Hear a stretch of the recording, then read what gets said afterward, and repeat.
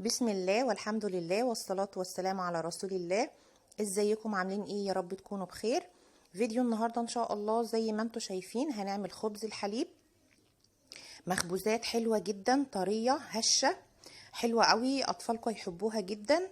تعمليها بقى مع الفطار كده مع كوباية شاي بحليب، حاجة حلوة قوي وخفيفة كمان.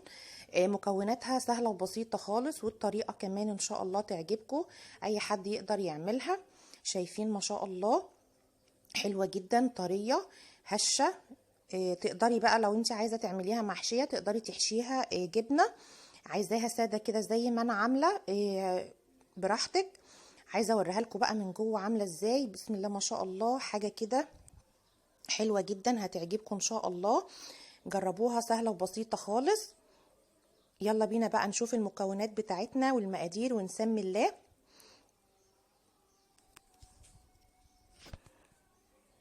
يلا بينا نبتدي الوصفة بتاعتنا.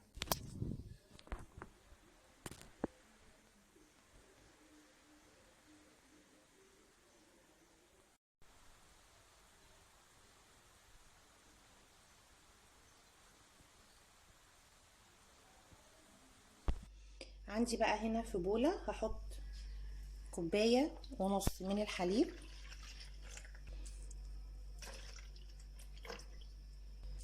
ربع كوباية من المية، ربع كوباية من الزيت، تقدري تستخدمي سمنة او زبدة خلاص.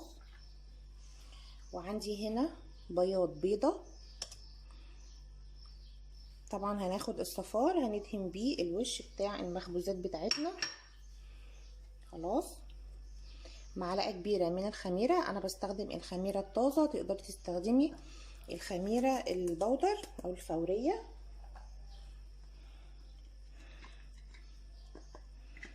بس انا بحب الخميرة الطازة خلاص. معلقة كبيرة من السكر، معلقة صغيرة من الملح، وهقلب بقى كل المكونات دي مع بعض وهدوب الخميرة، وبعد كده هنضيف الدقيق خلاص. انا قلبت كل المكونات بتاعتنا، هبتدي بقى اضيف الدقيق. عندي هنا ادي كوباية، 2، 3. انا هحط 3 كوبايات، وبعد كده هشوف هتحتاج قد ايه من الكوباية الرابعة خلاص. هنقلب بقى بسم الله.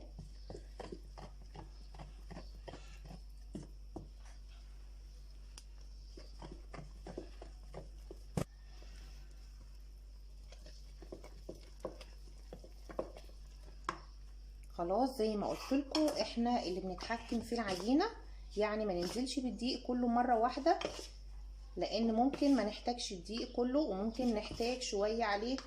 يعني انتوا اللي بتتحكموا في العجينه خلاص. عندي اهي الكوبايه الرابعه، هنقلب ونشوف هنحتاج ولا لا. خلاص بسم الله اهو كده.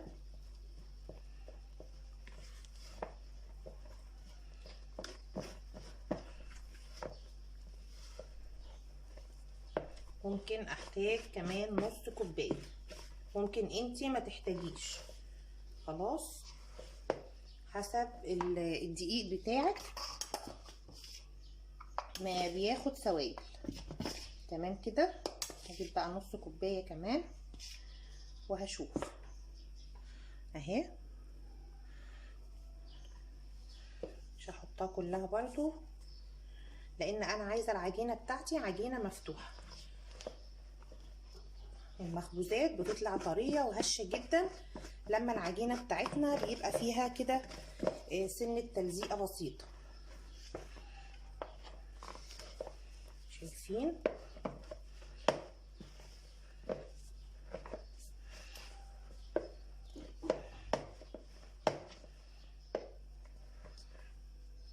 اهو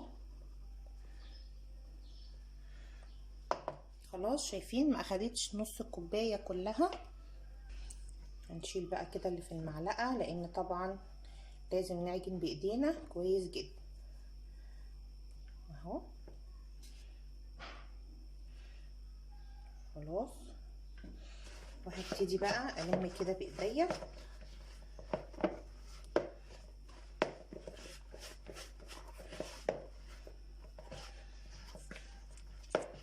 كده.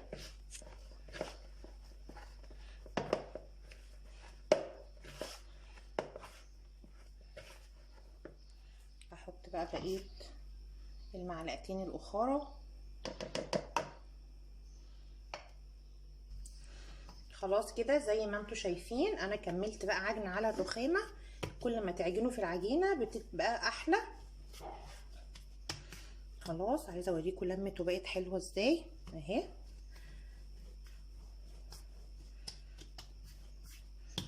خلاص، هنسيبها بقى تخمر كده في مكان دافي. احط بس شويه زيت كده اهو، وهحطها تخمر بقى نص ساعه، لان زي ما انتوا عارفين الجو حر فمش هتاخد وقت في التخمير ان شاء الله. عايزه اوريكم بقى قوام العجينه طريه وحلوه ازاي.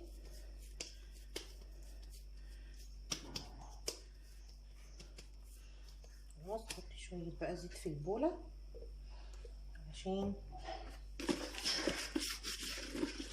ما تلزقش اهي. هغطيها بقى تخمر ونرجع نشكلها مع بعض. خلاص، زي ما انتوا شايفين العجينه بتاعتنا اختمرت اهي، شايفين ما شاء الله. هاخدها بقى هنا كده على الرخامه علشان نقطعها. احط رشه بسيطه كده من الدقيق وهنزل كده. شايفين العجينه بتاعتنا حلوه جدا. هخرج بقى الهواء كده.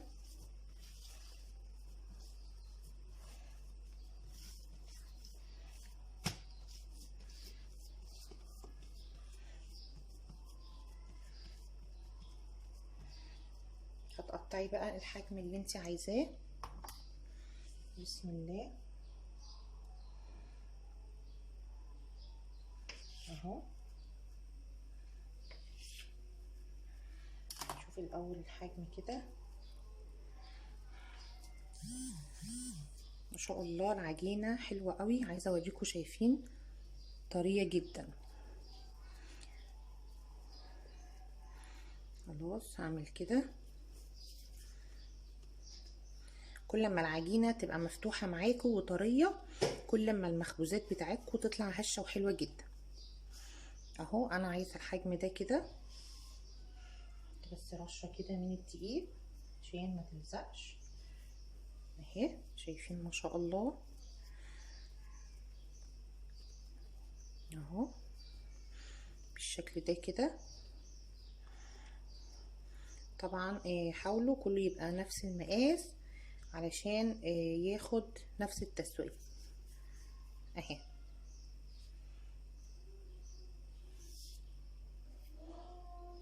اهو زي ما انتوا شايفين انا قطعته بالشكل ده كده ورصيته في الصاج. طبعا سبت مسافة كبيرة كده بين كل واحدة والتانية لان انا لسه هفردها، بس هسيبها ترتاح 10 دقايق قبل ما افردها. خلاص، زي ما انتوا شايفين انا ريحت العجين بتاعي. هبتدي بقى كده ان انا افرده. بسم الله. طبعا تقدري تعملي المقاس والحجم، يعني الحجم اللي انت عايزاه. شايفين ما شاء الله كل ما بتريحي العجين كل ما بيطلع معاكي، يعني تيجي تفردي بقى لا بترجع ولا بتتعبك في الفرد. ما شاء الله العجينه خمرانه حلوه جدا ما شاء الله. العجينه طريه ان شاء الله تعجبكم اهو. شايفين هعمل دي كمان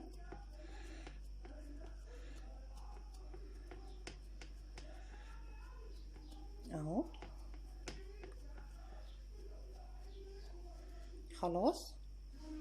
خلاص انا فردت كده العجين بتاعي بالشكل ده كده. عندي بقى ده صفار بيضه وعليه معلقتين كبار من الحليب. هبتدي بقى ادهن الوش. بسم الله اهو بالشكل ده كده.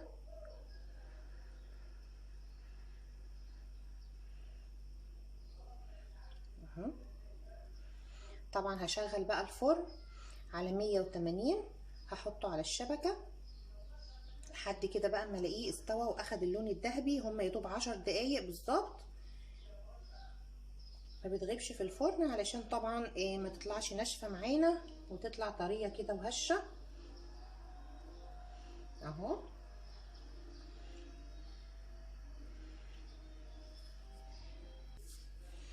خلاص كده انا دهنت الوش زي ما قلت لكم. هجيب بقى السكينه وهبتدي اعمل خطوط كده. بسم الله اهي، شايفين بالطول، بعد كده بالعرض كده. خلاص دي بتدي شكل حلو للمخبوزات بتاعتنا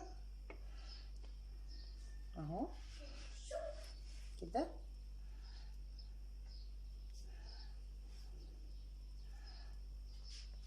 اهو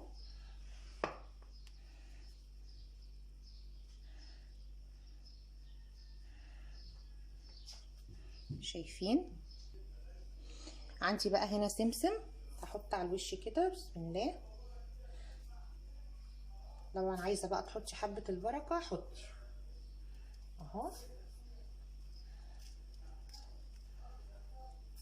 هسيبهم بقى يرتاحوا 10 دقايق طبعا، مكان بقى ما انا فردت وكده ترتاح بس 10 دقايق، وبعد كده هدخلها بقى الفرن زي ما قلت لكم على 180 190 يا دوب 10 12 دقيقه، وهنطلعها علشان طبعا ما تنشفش مننا. كل ما تغيبوا المخبوزات في الفرن كل ما تطلع ناشفه معاكم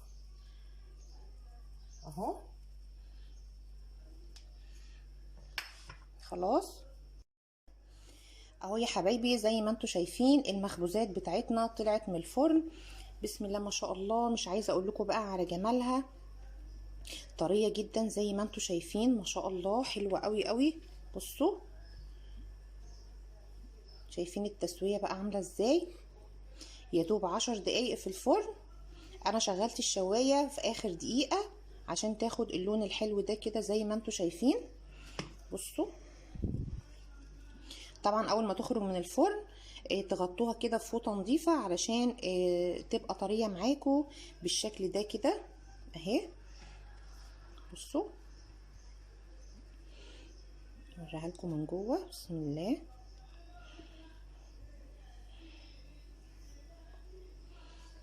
ما شاء الله، حلوه قوي قوي، ريحتها جميله جدا. تقدروا تحتفظوا بيها بقى في الفريزر في كيس كده وتحطوها في الفريزر، ويا دوب تطلعوها كده 10 دقايق تفك معاكم. حلوه قوي، جربوها ان شاء الله تعجبكم. سهله وبسيطه خالص ومش مكلفه زي ما انتم شايفين. يا رب يكون فيديو النهارده عجبكم. لو عجبكم الفيديو ما تنسوش تعملوا لايك واشتراك للقناه. بشكركم جدا، انتظروني في فيديو جديد ان شاء الله. شكرا ليكم، سلام عليكم.